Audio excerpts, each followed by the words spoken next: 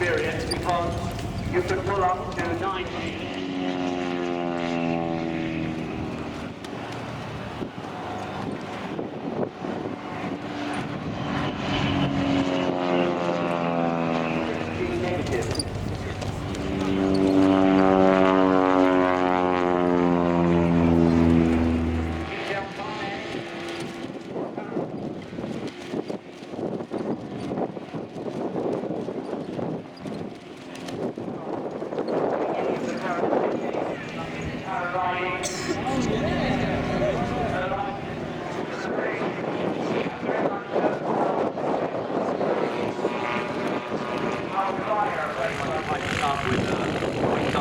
On top, large 300 horse engine, originally an agricultural aeroplane, lining up ready for departure. The trig team, they're going to get airborne and then hold because we have the first of our arrivals from Bournemouth to come see all monoplane designs and later other aircraft such as Richard Grace, David Fullerton flying them.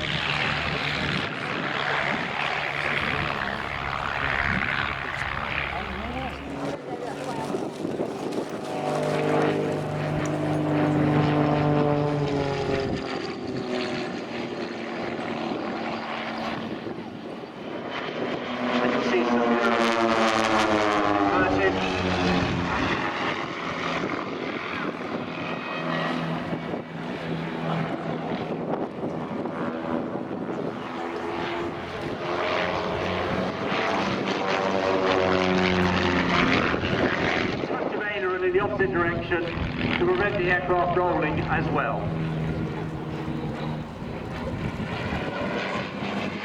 Beautiful barrel roll, in formation, barrel roll, deceptively. Notice now, for the sake of the crowd, nearly inverted, using the aircraft's engines recessional force to turn the aeroplane.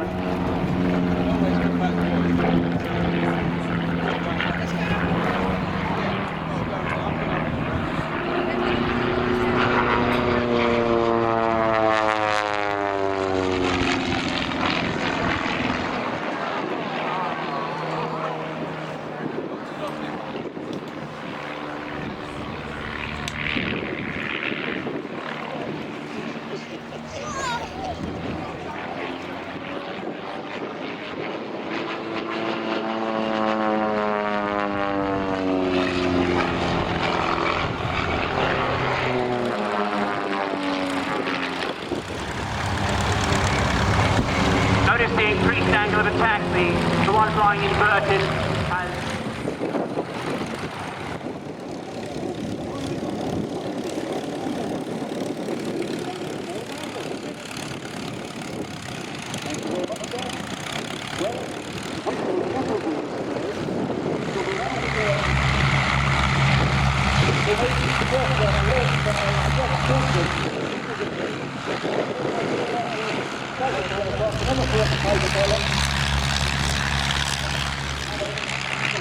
has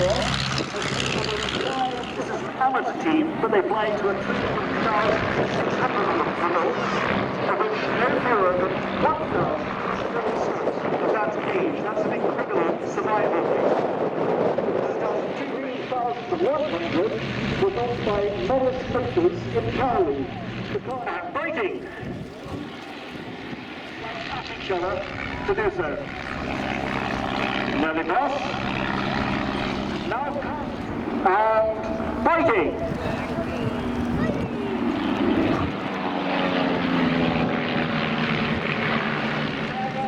On the screen, 2 down chasing, 183 by the Hamlin Boys, written by Robert Russell, 40-1. Then it's I'm the Leader, written by Jeff Dawson, written by Jonathan Turnbull, 17-1. It is wartime training Royal Air Force colours. Landing now is Jeff Wilson. Next landing is Peter Van Est. British light transport work by both the Royal Air Force and the Royal Navy's Fleet Air Arm.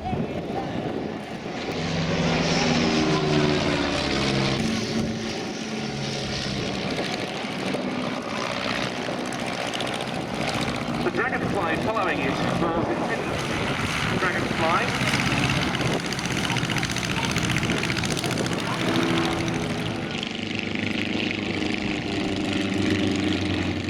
He's going to give the go. Ready, set! And they've left the aircraft into free fall at 120 miles an hour, straight down. They're now pulling their parachutes, looking around the Royal Air Force Vulcans. The Royal Air Force Vulcans are the only red-hot smokes on their ankle would burn that parachute. And the man below you would definitely not against possibly 20 to 30 knot winds at that altitude. Now right at the very top of the stack are our new menu. Right, leading the team down is Flight Sergeant Mike Maguire from Nottingham. Sergeant Rob Priestley from Middlesbrough. Sergeant Liam Lyons from Worcester. Sergeant Scott from Auckland in New Zealand. Sergeant Chris Full stick. 4-point hesitation roll. And now we're going to a half Cuban.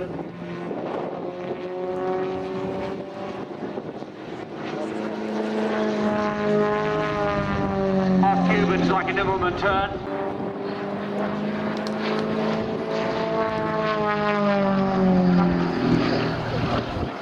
Over the top. There they go.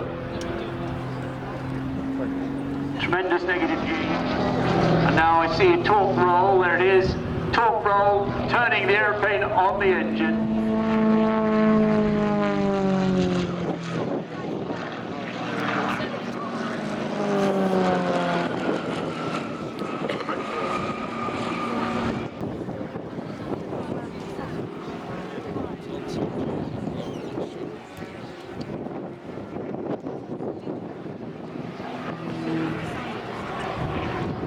And we should now see an inverted spin.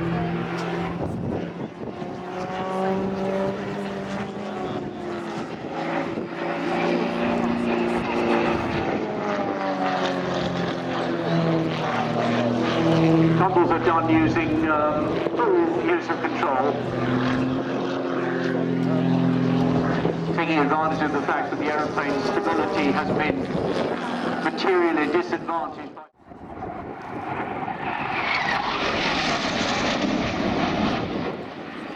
It was an aircraft that had its problems in its early operational life, but when they were resolved,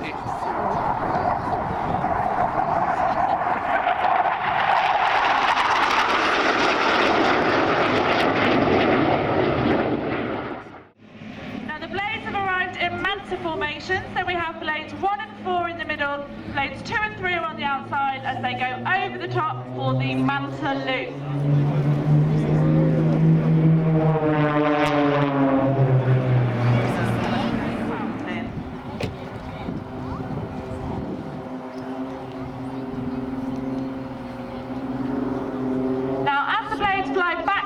This is one of our new manoeuvres for 2014. They're going to fly full speed towards us at the crowd line here. The two blades in the middle are going to brake. This is the crossfire brake. We have 250 miles an hour, but this is one of them. It's the 1v1 crop. Pull up into the vertical, ready for the next manoeuvre, which is another new one for the display this year. This is the Pear's tail slide.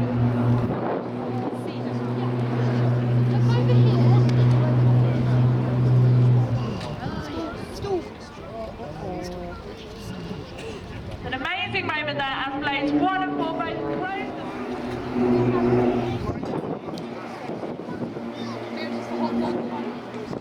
Now this next manoeuvre is a great one for the cameras, so if you've got them out then make sure they are at the ready. Showing off the underneath of the aircraft, coming right round here in front of us. This is the blades box fed.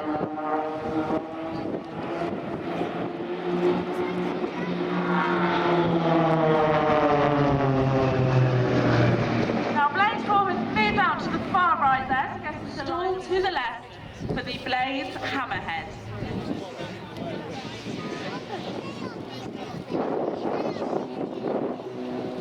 And if you're thinking that that looked a little bit familiar, if you've seen the Yorkshire Tea advert where 4 aircraft pull up out of a giant teacup, that was actually us. We filmed that just over a year ago.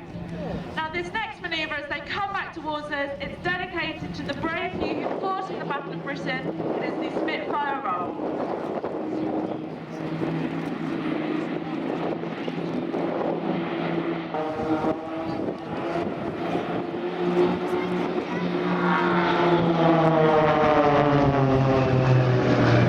Now Blaze Paul is putting in a beautiful rudder.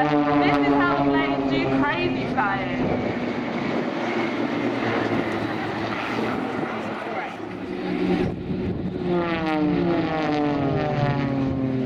So ladies and gentlemen, thank you very much. That was the 2014 Blaze display. It's been fantastic to be back here at Shoreham again. We love being here, and on behalf of Blaze 1, 2, 3 and 4, we hope you enjoyed the show and please enjoy the rest of the day. Well, just 2 years separated the first flights of the Gladiator and the prototype Spitfire. They went fire, of course, the rather simpler workhorse monoplane. The engine can't be kept running for too long on the ground without overheating occurring. Getting airborne, they have been cleared, so let's enjoy suitably reverential silence. The Hurricane 1 and the Spitfire 1A.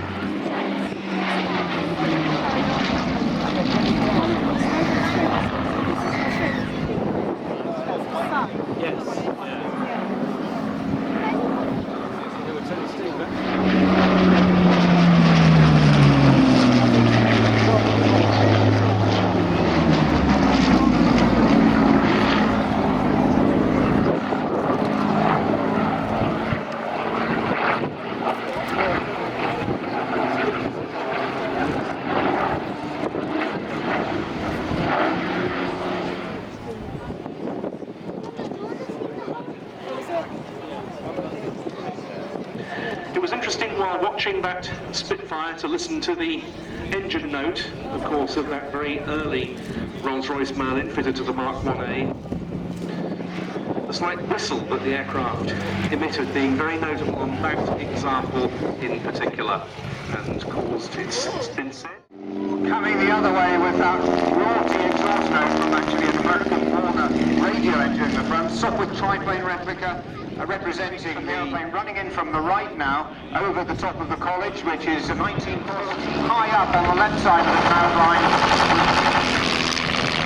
We've got that shape of the, we've got 3 biplane SE5A. 1969 for a Biggles movie. Carries the tailcode 471 of the aeroplanes flown by 2 of them. We seem to have maybe lost one of the aeroplanes. And You'll notice one of the SE5As is carrying a different set of roundels. Tommy Sopwith and his design team actually chose that triplane shape to try and get better visibility while having the larger wing area to allow it to have a very, very good rate of climb.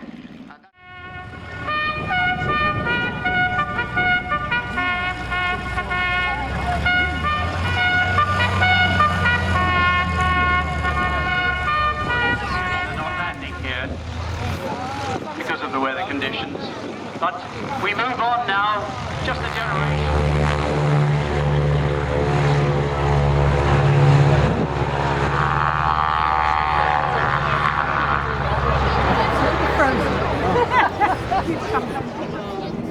They're acrobatic maneuvers, they are of course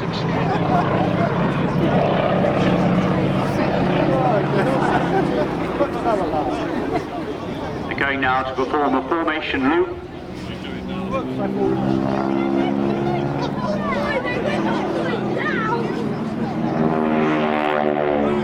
Notice the lovely sound from the propellers. Quite a large diameter propeller, and the tip of the propeller goes supersonic. It actually generates shock waves, and that's the lovely wow wow sound you hear.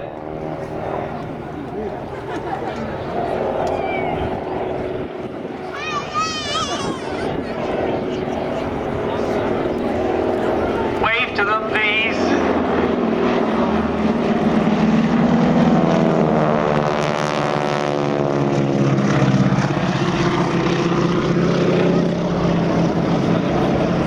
Sponsors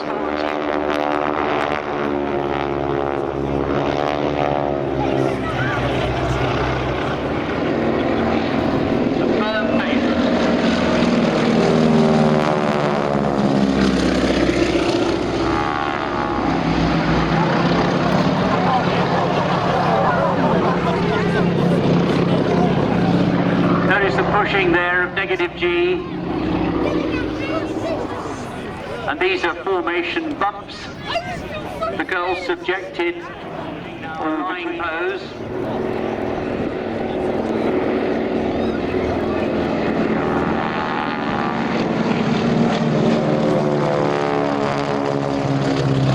They are strapped on using a 5-point harness, similar to that you have in an aerobatic aeroplane.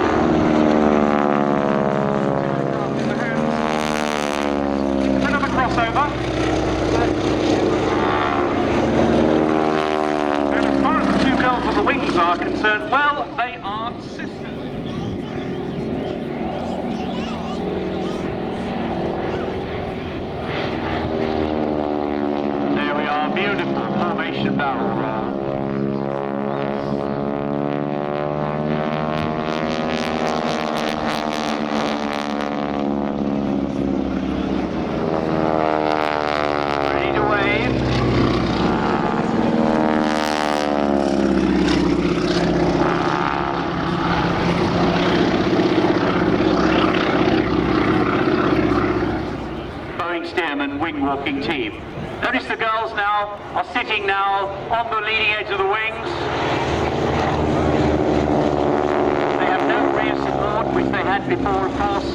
And you can imagine they're flying along at about 120 miles an hour there. If you can imagine putting your body out of a car in position.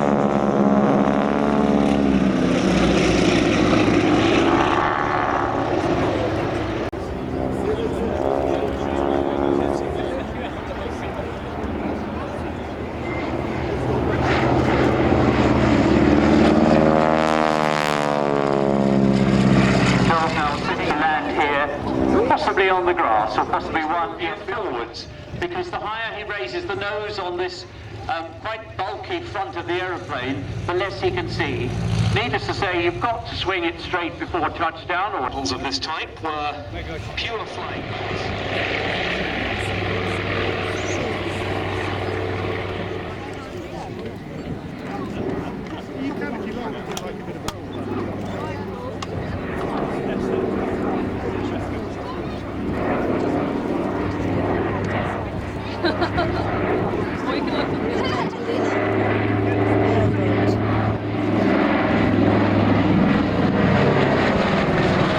Save the Royal Navy fleet in the Indian Ocean.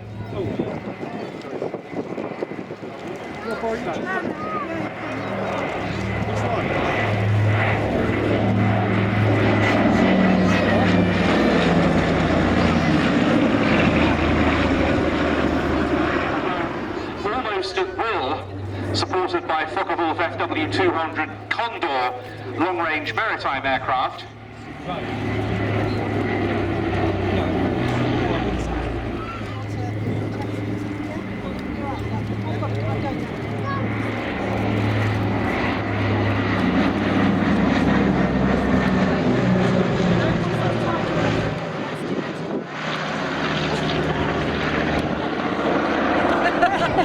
Attacks in Catalinas against U-boats while under extreme...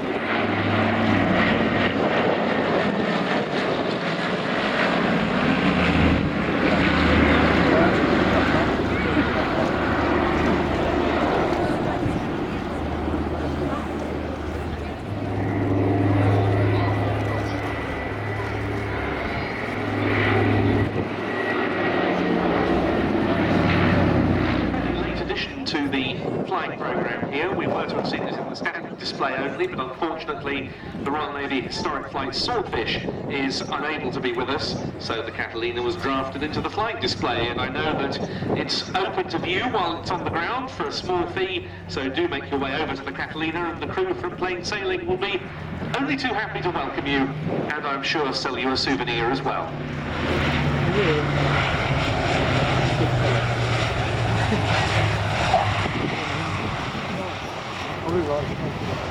Here comes the Battle of Britain Memorial Flight.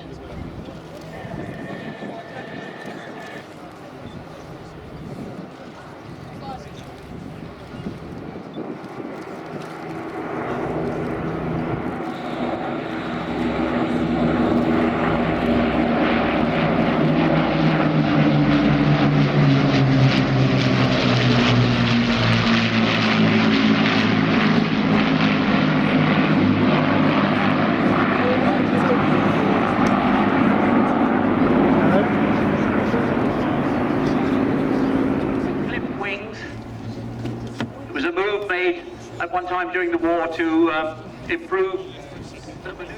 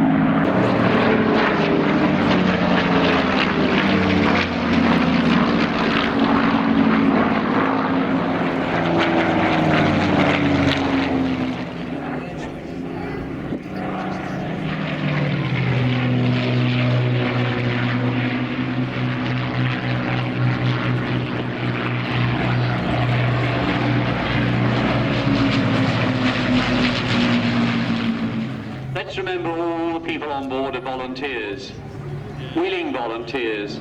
Let's not forget that on one Nuremberg raid, more crew members were killed on one Nuremberg raid than died in the whole of the Battle of Britain.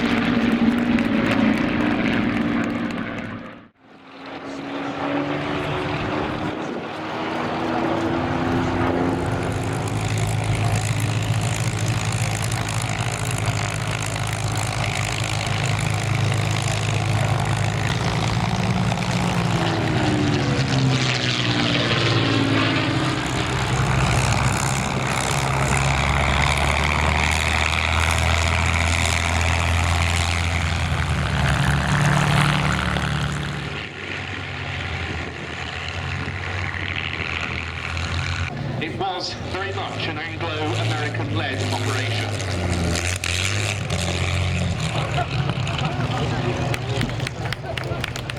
Striking a blow for freedom which will live in history. And in the better days that lie ahead, men will... The first aircraft will go to lead the very front in the early hours of tomorrow morning is turning under the end of the tarmac to make its takeoff. A graceful machine.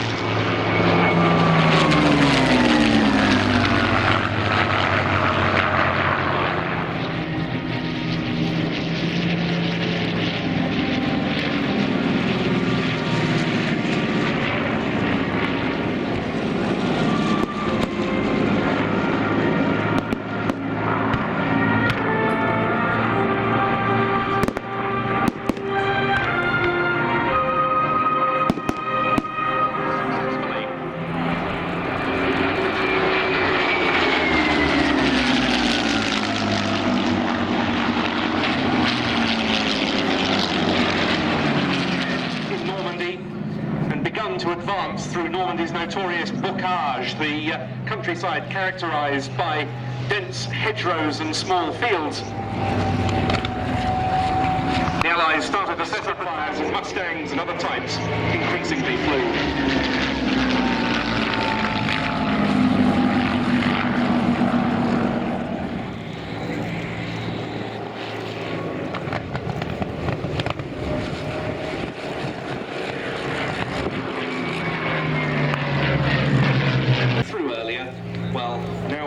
To witness these magnificent transport aircraft, both of these very examples, veterans of the events of 1944, in action in front of us.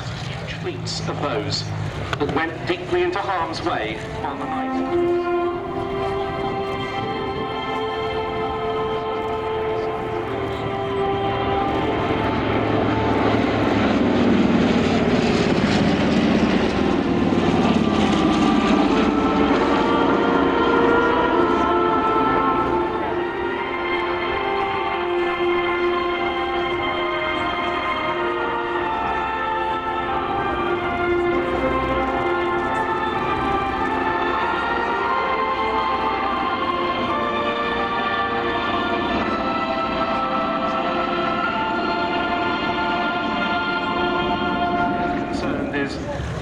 Uncertain, but the same can't be said of the second aircraft in this pair, the C-47, named Dragamute and owned by Dakota Heritage. The reason it's called Dragamute relates to that were fitted with snatch gear to pick up those gliders from the Normandy battlefields and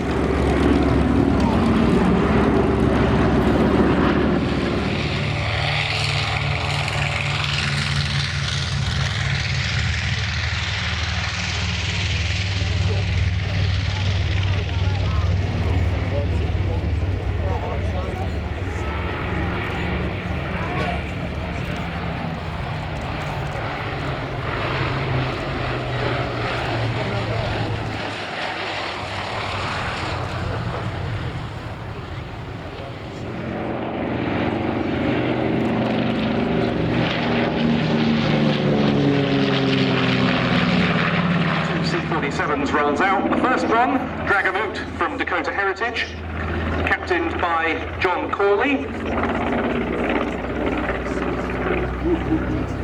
With him on the flight deck was Mark Edwards, the Aces High aeroplane, the second of them flown by Andrew Dixon, with First Officer Bill Tullett. But here's the B-25, one of the outstanding medium bombers of the Second World War.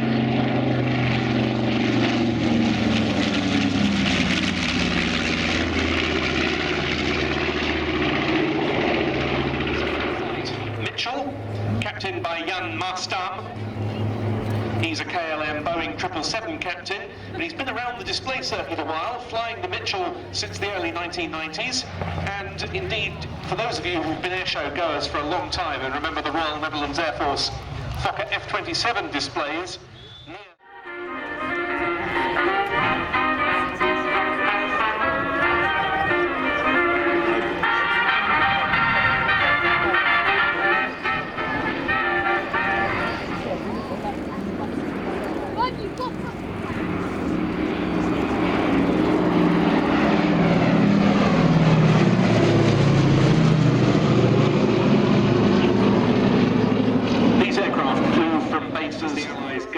superiority over Europe.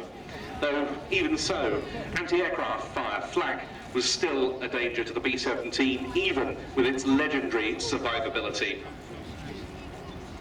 Sally B, which is privately operated by B-17 Preservation under the leadership of Ellie Sallingboe, acts as a flying memorial to the around 79,000 Allied airmen killed in the European theatre of operations, 27,000 of whom belong to the 8th Air Force.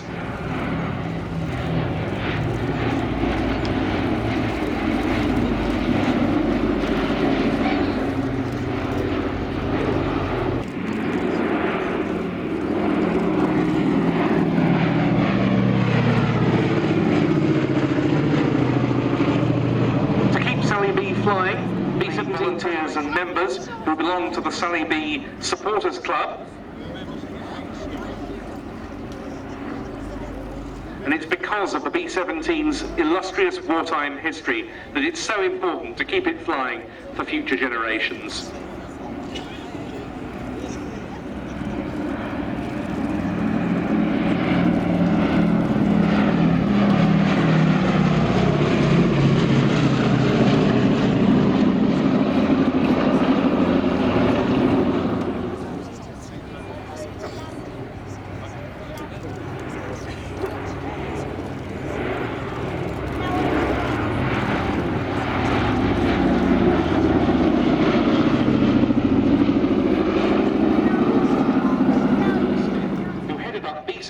Preservation sales team who passed away not so long ago.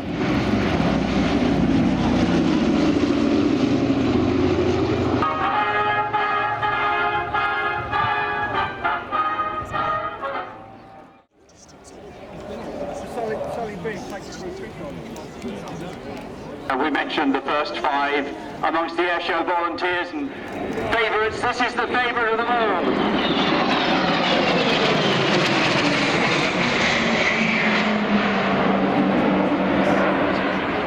Standing right beside me is Eddie Forrester, who's put a lot of money into keeping the Vulcan airborne.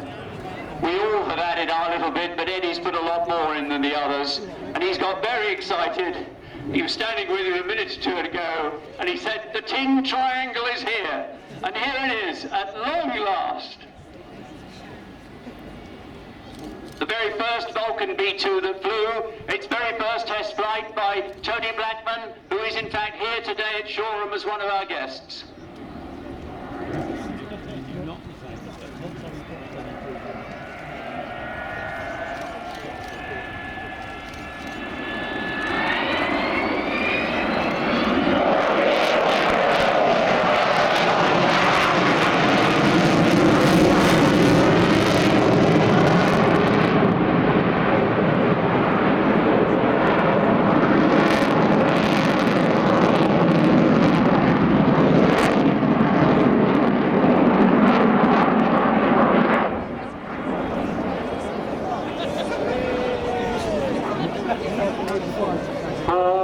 Sydney Olympus jet engines, which you heard there, as much power as they're allowed to use. We're trying to preserve the airframe and also the engines, and use of everything is very restricted to try and keep this aeroplane in the air as long as possible.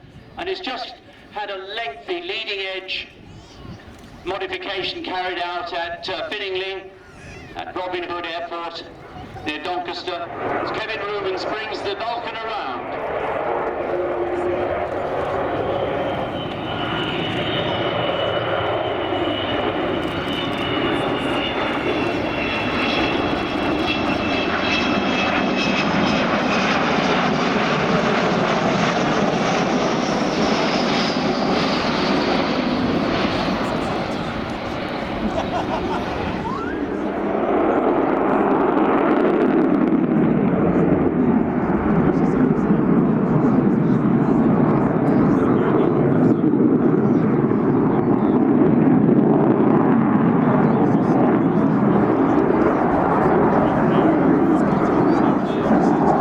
Most wonderfully maneuverable aeroplane. I remember seeing Rowley Falk, the first test pilot of the chief test pilot then of Avros, doing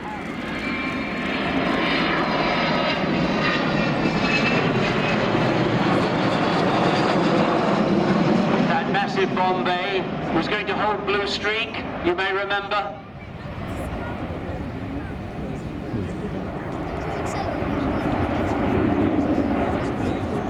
Never forget exercise Black Buck.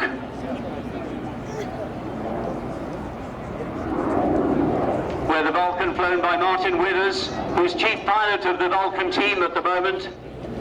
Martin Withers managed to land a bomb on the Falkland Islands, closing the runway at Mount Pleasant in a brilliant effort, refueled by 16 Victor tankers.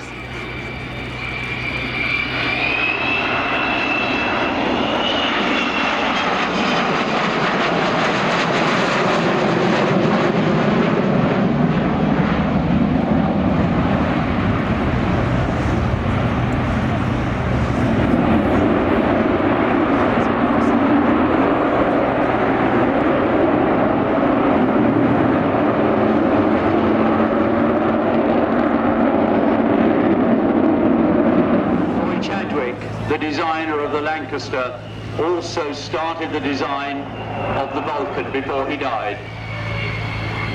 How quickly progress was made in the 1940s.